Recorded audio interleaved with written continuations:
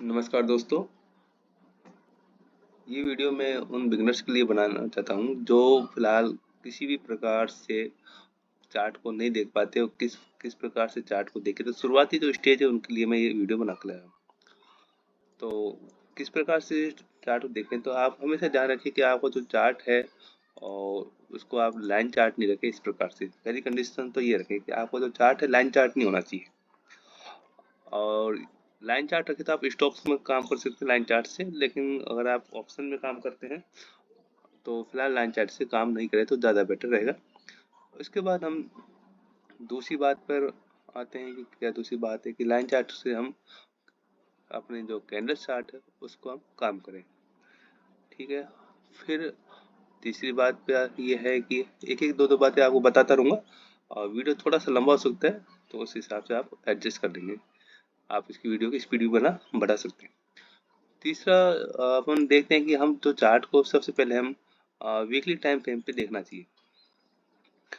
Weekly time frame पे देखने से ये होता है कि हमें जो बड़े जो सपोर्ट और रेजिस्टेंस होते हैं वो हमें आसानी से फाइंड आउट हो जाते हैं। तो हमें वीकली टाइम पे अपने जो सपोर्ट और रेजिस्टेंस को ड्रॉ कर लेना चाहिए और इसको आप बार बार रिपीट करते रहें जिससे आपके माइंड में वो चीज़ें आ जाए। जैसे अभी मैंने ये जो आपके सामने जो चार्ट खोला हुआ है, वीकली टाइम फ्रेम का चार्ट है। यदि आप ऊपर देखेंगे तो आपको पता लगेगा कि ये वीकली टाइम फ्रेम का है। इस तरह से यदि आप ऊपर ये देखते हैं, वही जिनको ये भी नहीं आता कि किस प्रकार से वीकली डेली, तो यहाँ पे ऊपर कुछ सिंबल्स आते हैं, डब्लू जो मिनट्स की, डे का, मंथ का, इस प्रकार से। तो वीकली टाइम फ्रेम पे आपको यहाँ पे मिल जाएगा इस तरह से। अब आपको क्या करना है कि इस तरह से ये आपने किया और वीकली टाइम फ्रेम का चार्ट लगा लिया। उसके बाद आप ये करेंगे कि टॉप और जो लो है उनको आपस में मिला लें। जैसे ये जो टॉप है, ये वाला, ये वाला, ये वाला, ये वाला, इस तरह से जो टॉप है, तो नज़दीक जाए तो आपको जो नज़दीक के जो टॉप है, आप पीछे वाले टॉप को छोड़ सकते हैं, इनको छोड़ सकते हैं, जो लेकिन नज़दीक के जो टॉप है और नज़दीक के जो लो है उनको इस तरह से आपको मिलाना चाहिए। तो और यदि ये नहीं मिल रहा है तो फिर आपको हॉरिजॉन्टल लाइन इस प्रकार से खींचनी चाहिए, ये वाली इस तरह से। तो दो काम आपको पहले वीकली टाइप में करनी चाहिए। तो मैं आपको इस प्रकार से ड्रॉ करके बता रहा हूँ, जैसे इस तरह से, इस तरह से।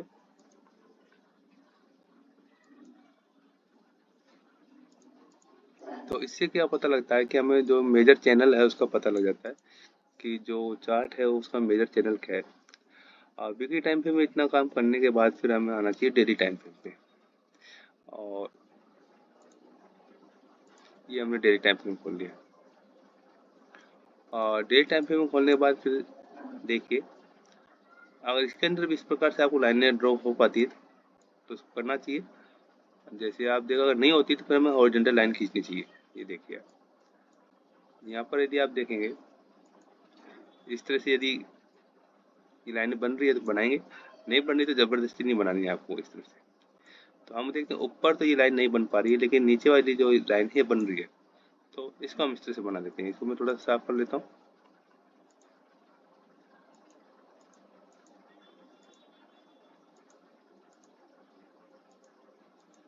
इस तरह से। देखिए नीचे वाली लाइन तो आपका आराम से ये सपोर्ट बन रहा था आराम से, ये हमने इसको सपोर्ट बना लिया। ठीक है, इसका हम थोड़ा कलर चेंज कर लेते हैं जिससे हमारे माइंड में रहेगा कि मेजर कुछ प्रकार से है। इस तरह से हम मेजर सपोर्ट और रेजिस्टेंस का पता लगा लेते हैं और हमें पैटर्न भी पता लग जाता है कि फिलहाल अभी मार्केट किस वे में चल रहा है, कि बुलिश वे है। तो हमें जब भी इस लाइन के पास नीचे आएगा तो हमें कॉल बाय करना है, ऊपर जब भी आएगा तो हमें सेल करना है। तो अगर ऊपर इस तरह से लाइन नहीं खींच में आ रही तो हम देखें, अब उन्होंने कहा था कि देखो ऊपर इस प्रकार से यदि हम लाइन खींचते तो ज़बरदस्ती लाइन तो खींचनी नहीं है हमें, ये लाइन नहीं खींच रही है। तो हमें क्या करना है, फिर हम इसको हॉरिजॉन्टल लाइन खींच लेते हैं कि मेजर हम यहाँ से ले लेते हैं, स्टॉप के लगभग ये देखिए, ये ले लिया। तो यहाँ पर देखिए ये जो 2 दिन थे ये तो फिर कुछ न्यूज बेस थे, इस वजह से इतना ऊपर नीचे जंप हुआ है। लेकिन यदि हम देखें तो यहाँ से मैं जो आपका ये जो रेड कलर है, इस रेड कलर ने क्या किया, आपको पूरा क्रैश किया। और क्रैश करने के बाद देखो ये वापस अगले अगले दिन इसी के ऊपर यहाँ पे ये सपोर्ट, यहाँ पे इसने ऊपर क्लोज किया है। यहाँ पे इधर देखिए आप, यहाँ इसने यहाँ पे क्लोज किया है। ये देख रहे हो यहाँ पे, इसकी बिल्कुल यहाँ पे ये डू और डाई वाली स्थिति थी, और यहाँ पर हमें पता लगा कि जिसको इस तरह से हमने ये अपने हॉरिजॉन्टल लाइन खींची। अब मार्केट इसके ऊपर जा रहा है, तो अब इसके लिए जो मेजर रेजिस्टेंस फिलहाल ये वाला होगा, कि यहाँ पे लगभग सारी कैंडल क्लोज हुई है। अभी हम डेली टाइम फ्रेम की बात करें, तो जब भी इसके पास आएगा तो मेजर आप जो चार्ट है यहाँ पे आपको रेजिस्टेंस फील करेगा। तो हम यहाँ पे देखेंगे, यहाँ पे पता लगता है कि मार्केट फिलहाल अभी और एक दो दिन के लिए हो सकता है इसी रेंज के अंदर फंसे। तो इससे हमको पता लग जाता है कि मार्केट कब साइडवेज रहने वाला है और कब आपको ट्रेंड देने वाला है। तो एक मोटा आइडिया हमें लग जाता है। इस चीज़ में थोड़ा सा आपको वापस बता देता हूँ। पूरे मैं नहीं मिटाना चाह रहा, क्योंकि अगर एक साथ मिटाऊंगा सारी चीज़ मिट जाएगी। एक एक चीज़ मिटा रहा हूँ मैं। देखिए, अब देखो किस प्रकार से हम ये पता लगा सकते हैं कि मार्केट साइडवेज और किस प्रकार से रह सकता है। हमने यहाँ पे ये ड्रॉ किया था। अब यहाँ पे देखिए मेजर ऊपर रेजिस्टेंस यहाँ पे ये हमने ड्रॉ किया। यहाँ पर आप ज़्यादा इसको लगा सकते हो। मैंने इस आज के दिन को मैं नहीं देख रहा हूँ। अगर आप सोचते हो कि मैंने आज के दिन को देख के लाइन खींची, नहीं, मैं पीछे वाले चार्ट को देख के ये लाइनें ड्रॉ कर रहा हूँ। इस चार्ट को देख के लाइन ड्रॉ कर रहा हूँ, तो ऑटोमेटिक मेरे को आगे का चार्ट का पता लग जाता है कि आगे का चार्ट इस प्रकार से बनना चाहिए। तो इस प्रकार से मैंने पता लगाया कि लगभग आज मार्केट एक छोटी रेंज में काम कर सकता है। लगभग मार्केट ने वही काम किया जो छोटी रेंज में मार्केट ने काम किया। अब यहाँ पे देखिए, इस तरह से हम चार्ट की साइकोलॉजी को थोड़ा बहुत समझ लेते हैं। ये कैंडल्स पे इस प्रकार से हम ड्रॉ करते हैं। तो मेजर टाइम फ्रेम हमेशा दिमाग में रहना चाहिए जब भी आप ट्रेड लें। अब आप देखो इतने, ये हमारे इस तरह से हम छोटा करते हैं, तो इस तरह से इसको आप डेली बनाते रहें। उससे क्या है कि आपकी जो प्रैक्टिस बन जाती है। हमने ये वाली जो लाइनें खींची थी, ये वीकली टाइम फ्रेम पे खींची थी, और ये वाली ग्रीन लाइन अपनी डेली टाइम फ्रेम पे, और ऊपर की दो लाइनें ये ओरिजेंटल, ये भी डेली टाइम फ्रेम पे। इतना करने के बाद फिर हम क्या करते हैं, अब यहाँ से हमें पता लग गया मेजर क्या। अब देखिए, अब हम कहेंगे कि अगर मार्केट इसके ऊपर क्लोज करना शुरू करता है, यानी लाइन कितनी है 49,400 502, तो ऑटोमेटिक राउंड फिगर आ गया है। हमने यहाँ पर कोई नहीं लिखा। तो 49,502 के ऊपर ये मार्केट क्लोज करना शुरू करता है, तो हम यहाँ से मानना तो पड़ेगा कि मार्केट अब यहाँ से ऊपर की ओर आराम से जा सकता है। अगर इसके नीचे आया तो कहाँ तक आ सकता है, तो उसके लिए हम फिर देखिए ये नीचे यहाँ पे ये वाला सपोर्ट देखिए, यहाँ से फिर हम यहाँ तक के लिए प्ले कर सकते हैं, ये वाला, या फिर ये जो आपको जो लाइन हमने खींची थी ये वाली, इसी साथ वाली पैरेलल, यहाँ तक हमें इसका एक यहाँ तक का हमें मूवमेंट यहाँ तक मिल सकता है। इस तरह से हम आइडिया लगाते हैं कि चार्ट पे किस प्रकार से काम करते हैं। अब हम आते हैं 15 मिनट की टाइम फ्रेम पे। तो ये बात आपको आशा करता हूँ ये चीज़ समझ में आएगी। 15 मिनट के टाइम फ्रेम पे अब हम आते हैं किस प्रकार से हम ट्रेड बनाते हैं।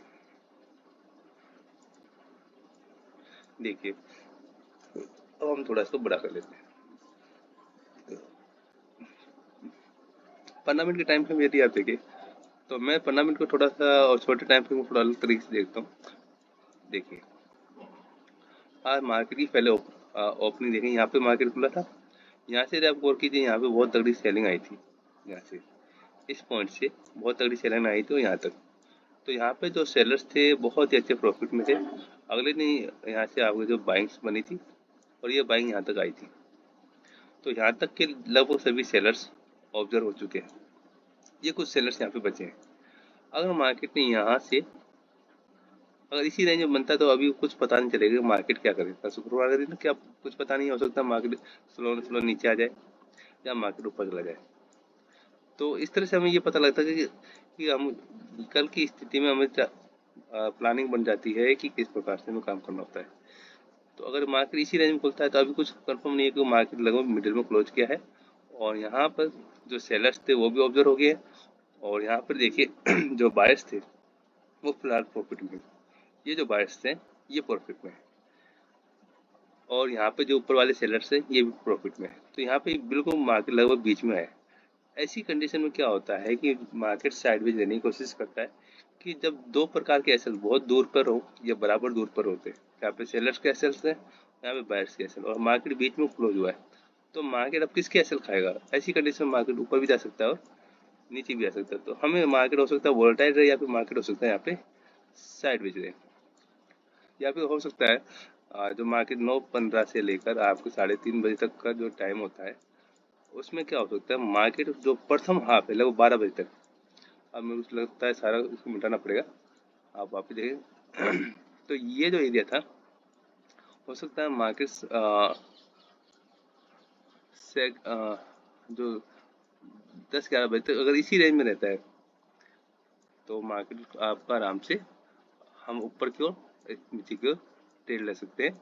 और देखो अगर ये पैटर्न, और यहाँ पे देखिए मार्केट ने लगभग ये एरिया था, तो ये फिलहाल जब तक मार्केट इसके ऊपर है और यहाँ पे अगर रेंज में रहता है, तो हम मान सकते हैं फिलहाल मार्केट बाई साइड जाना चाह रहा है। अगर मार्केट अगर काफ़ी देर रुकने के बाद अगर इस पे यहाँ पे नीचे जाना शुरू करता है, तो हम यहाँ पे फिर यहाँ तक प्ले कर सकते हैं। तो इस प्रकार से हम चार्ट की साइकोलॉजी को फाइंड आउट करने की कोशिश करते हैं कि किस प्रकार से हम ट्रेड बनाते हैं। अब क्या होता है कि एक बार कि हम कहते हैं कि मार्केट बहुत अच्छी जो बड़ी कैंडल्स बनती है उसके ऊपर हमें बाय करना चाहिए, या रेड कलर बनती है उसके नीचे सेल करना चाहिए। ये क्या अधिकतर आपको ट्रैप करेंगे। कभी भी किसी भी चार्ट को देख लीजिए, जैसे ये चार्ट, ये ग्रीन कैंडल देखिए आप। अब इस ग्रीन कैंडल को देख लग रहा है कि मार्केट बहुत तगड़ा बुलिश हो चुका है। यहाँ पर आप यहाँ जैसे आप जाते हो, इस कैंडल पर आपने मान लीजिए कॉल बार किया, ठीक है। अब यहाँ पर ये देखो ऊपर नीचे गया, तो यहाँ पर कुछ भी आपको मिलेगा नहीं, क्योंकि ऊपर आई हुआ नहीं, ऊपर क्लोजिंग करी नहीं है। तो मान लीजिए इस वाली, थोड़ा सा इसको मैं इधर लेता हूँ, ये देखिए जैसे इस पर आपने बाय करने के लिए सोचा, आपने सोचा यहाँ पे मैं बाय करूंगा, इस कैंडल पर आपने ग्रीन पर बाय किया। जैसे यहाँ तक आपने भाई 10-15 पॉइंट के लिए तो आप कहीं भी कॉल बाय कर सकते हो, उसकी कोई दिक्कत नहीं है। लेकिन जैसे यहाँ पर आपको कुछ प्रॉफिट दिखा, तो मार्केट धीरे धीरे नीचे आना शुरू हो गया। तो बड़ी कैंडल्स क्या अधिकतर ट्रैप करने की ज़्यादा कोशिश करती है। तो केवल कैंडल्स को देखकर आप काम करो, ये थोड़ा सा सही नहीं होता है। आप पूरे कैंडल्स से जो चार्ट बनाया है उसको देखकर आप आसानी से काम कर सकते हो। तो फिलहाल के लिए इतना ही, और आगे कोई चीज़ समझ में नहीं आई तो आप कमेंट्स में लिख सकते हैं, वो मैं आपको आगे और चीज़ बता सकता हूँ। थैंक यू, धन्यवाद।